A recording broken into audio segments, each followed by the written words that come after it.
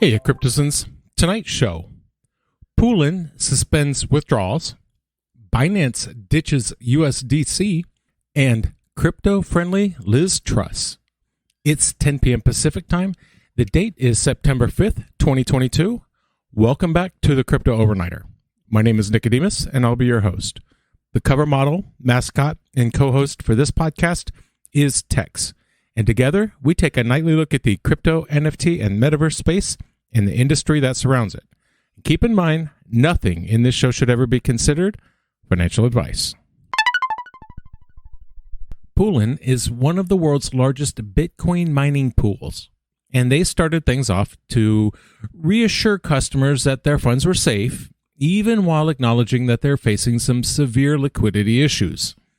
And users have been complaining about these issues since August. Difficulties getting your withdrawals actually out of the system. These were liquidity issues, and the official Poolin Telegram support team, their channel is full of examples of these issues. Kevin Pan is Poolin's CEO and founder. He posted to WeChat Moments on Sunday. WeChat Moments is kind of like a Facebook newsfeed.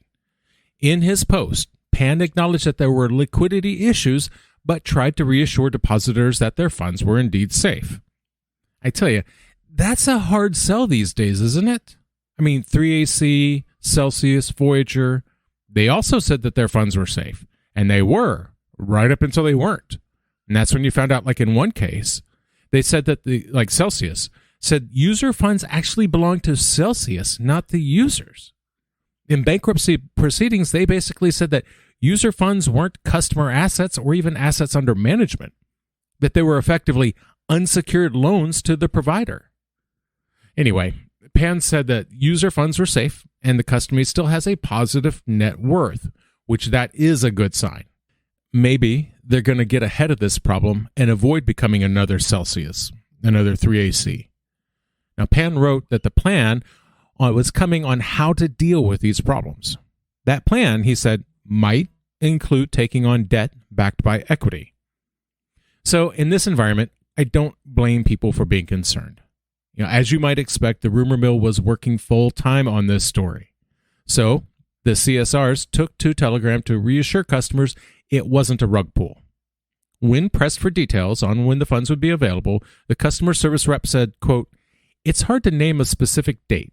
As the problem is being fixed, more and more transactions will be made successfully. Some would be made today or tomorrow, and some may need to wait a few days." Poolin Wallet is the wallet service for Poolin. As you have guessed by now, it announced Monday that they were halting all withdrawals in an attempt to stabilize liquidity and preserve assets. They said, quote, "Poolin Wallet plans to pause all withdrawals, flash trades, and internal transfers within Poolin systems." They also said that they were exploring, quote, "strategic alternatives with various parties." And like I said, users have been facing liquidity issues since August. Now, liquidity issues in this case means slow withdrawals. And I hope Poolin survives this. But you know how it goes. Rumor goes out that a company is facing money issues, and then it's kind of like a bank run. People go and try to get their investment out, which increases the liquidity issues that the customer is facing, which makes people more likely to try to get their money out. This kind of thing snowballs out of control quickly. So hopefully, Pan was right when he said the company had a positive net worth. In the meantime, a post on Poolin's website indicates that the company is waiving fees for Bitcoin and Ethereum mining until the 7th of December. So if you have more than one Bitcoin, or if you have more than 5 ETH in either your pool account or your pool balance, no fees for 12 months. At the time of writing, the global crypto market cap is $1 trillion even. So we got the trillion mark back. That's up 1.82%. So decent gains there. The top 5 cryptos by market cap are Bitcoin up 0.27%, Ethereum up 5.33%.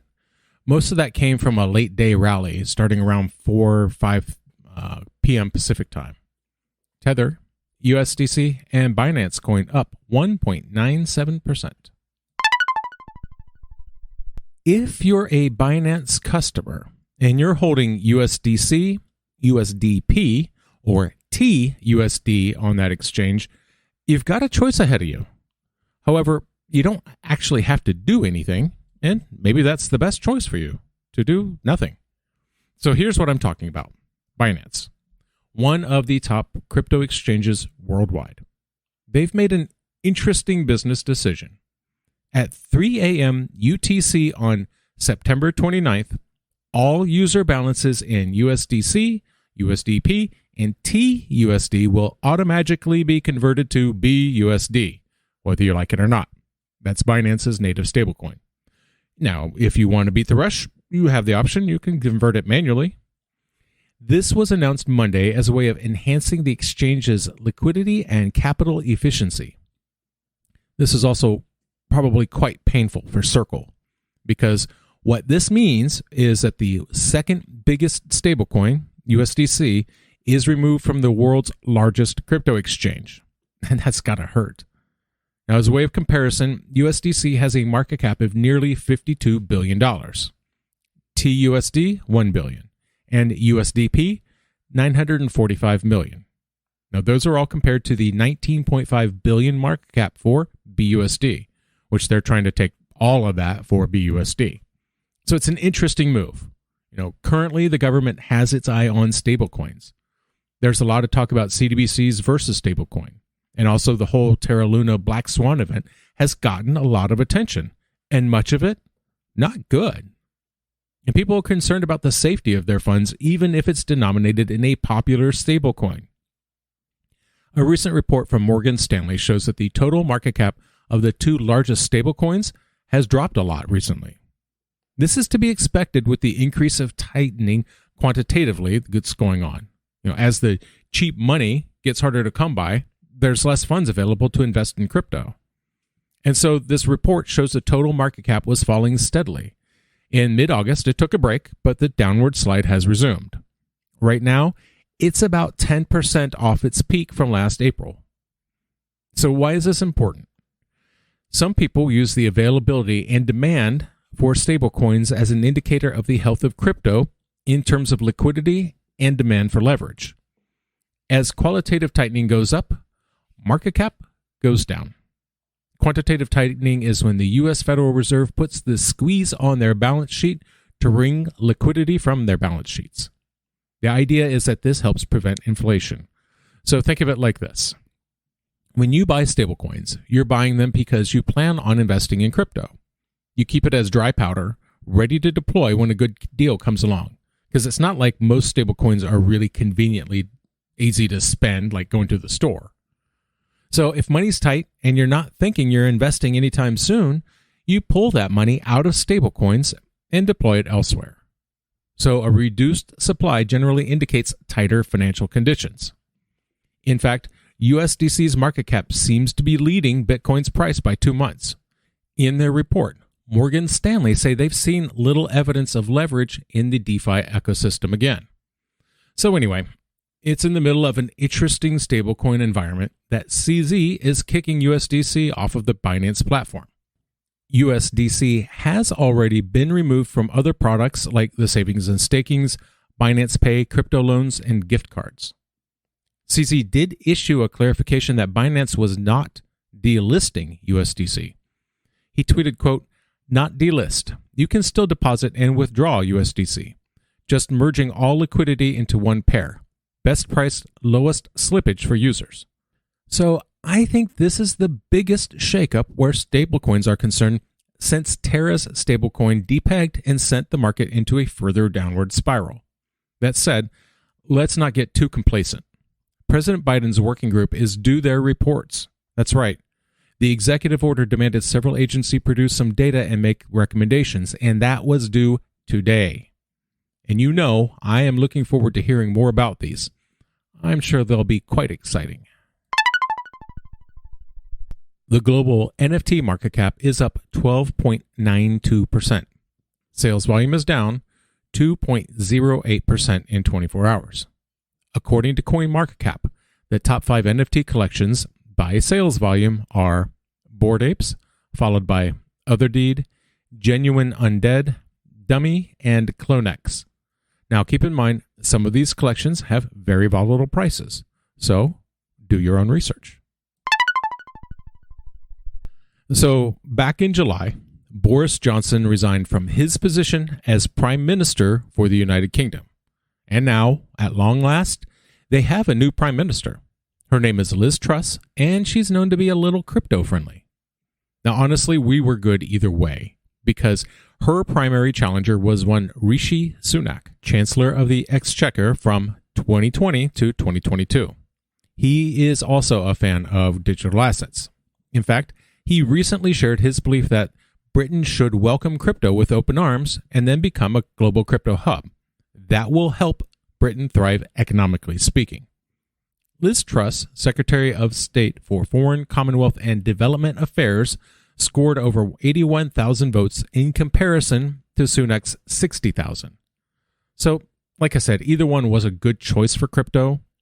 Now, of all of this, it comes about because Johnson stepped down amid a lack of confidence in his leadership. Now, while he did survive the vote of no confidence, there was still a significant rebellion within his own party that he just couldn't ignore. So I think that's why Sunak had a harder time getting elected.